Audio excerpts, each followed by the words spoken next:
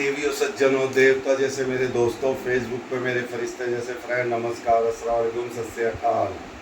मैं जो आज बात करने वाला हूँ ना, अल्हम्दुलिल्लाह मेरा तजुर्बा है, और जहाँ जहाँ भी मैंने ये चीज़ देखी है अल्हम्दुलिल्लाह उस शहर में अल्लाह के हुक्म से खुशहाली है, और आपस में लोग लड़ते नहीं हैं किसी भी जाति के, सब मिल समझ के रहते हैं, और सबकी अल्हम्दुलिल्लाह तरक्की है।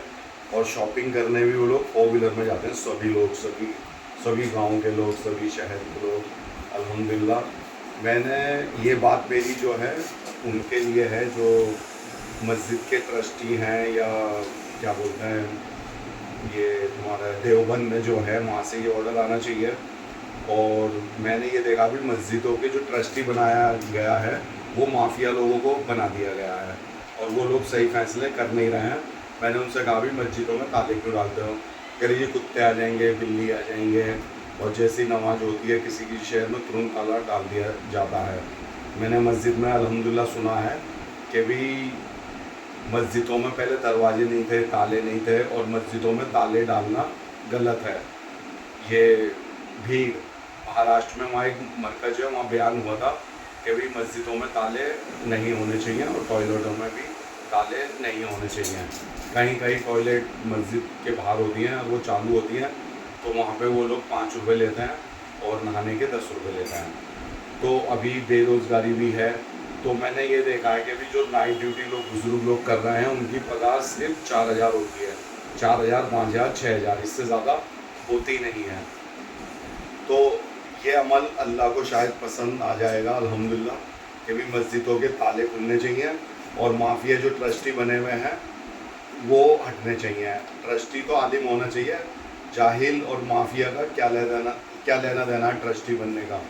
तो ट्रस्टी हर जगह की बात है ये, और वो दादागिरी करते हैं, मारने पिटने पे आ जाते हैं, और कोई बात समझने को ये लोग तैयार नहीं होते, बदतमीजी पे आ जाते हैं। इस्लाम मजहब अखलाक से फैला है, अखलाक पे टिका हुआ। मुझे तो इस बारे में ज़्यादा बोलना आता नहीं है, लेकिन जितना मैंने सीखा है मस्जिद में जाकर वही मैं बता रहा हूँ।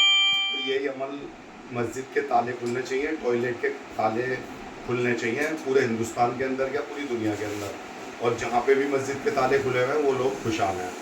और दलील ये कि, और मैंने तो ये भी सुना है कि भी जो मस्जिद के टॉयलेट होता है और जो नहाने का स्नान गृह होता है वो परदेसी के लिए होता है।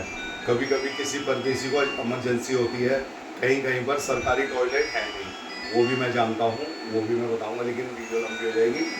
चलो, जहाँ पे सरकारी टॉयलेट होते हैं तो कोई दिक्कत है नहीं।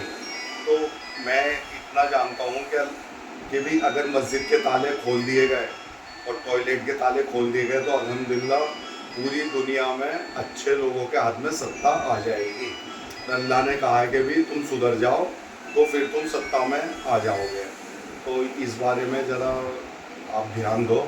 आलिम आलिम दुनिया के जितने भी आलिम हैं उनसे मेरी अपील है कि भी, मेरा सवाल है कि भी मस्जिदों में ताले क्यों हैं, मस्जिदों के टॉयलेट में ताले क्यों हैं। चलो भाई, नमाजी के लिए होते हैं, सही बात, लेकिन परदेसी के लिए भी तो होता है, हमने ये सुना है। और हमने ये भी सुना मस्जिद में कि भी मस्जिदों में ताले होने नहीं चाहिए। पुराने ज़माने में या 200 साल पहले कोई फ़िरका नहीं था, सिर्फ एक ही फ़िरका था, शिया का, बाकी कोई फ़िरका था ही नहीं। 200 साल के अंदर फ़िरके के अंदर फ़िरके बन गए। 72 फ़िरके हमारे नबी सल्लल्लाहु अलैहि वसल्लम ने बोले थे, मगर मुझे लगता है आज तो 72 लाख फ़िरके हैं इंडिया के अंदर, और सबसे ज़्यादा फ़िरके यूपी, वो मतलब सबसे ज़्यादा फ़िरके इंडिया के अंदर है, और बड़े बड़े शहरों के अंदर है। हमारे यहाँ मेरठ में, यूपी में आज भी सिया सुन्नी का ही झगड़ा है। यह झगड़ा तो अल्हम्दुलिल्लाह ख़त्म हो गया, लेकिन 2 ही फ़िरके हैं, सिया और सुन्नी। लेकिन बड़े बड़े शहरों में तो, अभी मैं लातूर में गया तो मुझे तो याद भी नहीं आ रहा है, तो वहाँ पर एक अजीब ही फ़िरका मुझे देखने को मिला, जो मैंने कभी नाम सुना नहीं, और वो अभी अभी बना है। तो 200 साल पहले कोई फ़िरका था नहीं इंडिया के अंदर, जो भी बना है ये 200 साल के अंदर ही सारा खेल हुआ है। अभी यूट्यूब ये सब अब चैनल बना के बैठ रहा है, तो इनकी मार्केटिंग भी हो रही है और लोग इन्हें फॉलो भी कर रहे हैं, और इनके मुरीद भी बनना है। तो मेन ये है कि भाई अल्लाह को ये अमल पसंद आएगा। आप 40 दिन, खाली 41 दिन मस्जिदों के ताले खोल दो, मस्जिदों के टॉयलेट खोल दो।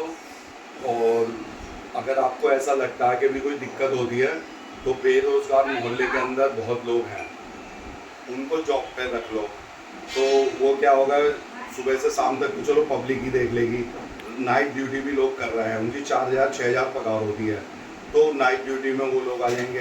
मस्जिद के बाहर बिठा दो, भाई टॉयलेट का 5 रुपये, नहाने का 10 रुपये लो, तो मस्जिद की इनकम भी आ जाएगी। और एक बात और कहनी थी, मैं ऑल इंडिया, अब महाराष्ट्र और कर्नाटक अलहमदिल्ला घूम रहा हूँ, पूरा यूपी घूम चुका हूँ और पूरा गुजरात में घूम चुका हूँ। तो इसमें जो मौलानाओं की पगार होती है 10,000 से शुरू होती है और 15,000 रुपये ख़त्म हो जाती है। और उनके बच्चे भी होते हैं, माशाल्लाह मौलाना होते हैं तो उनके बच्चे भी होते हैं, बच्चे पढ़ रहे होते हैं, तो उनके चेहरे पे एक अजीब सी मायूसी मुझे दिखाई देती है और उनका दर्द भी है उनको कि भाई 15,000 में हमें बहुत दिक्कतें हैं।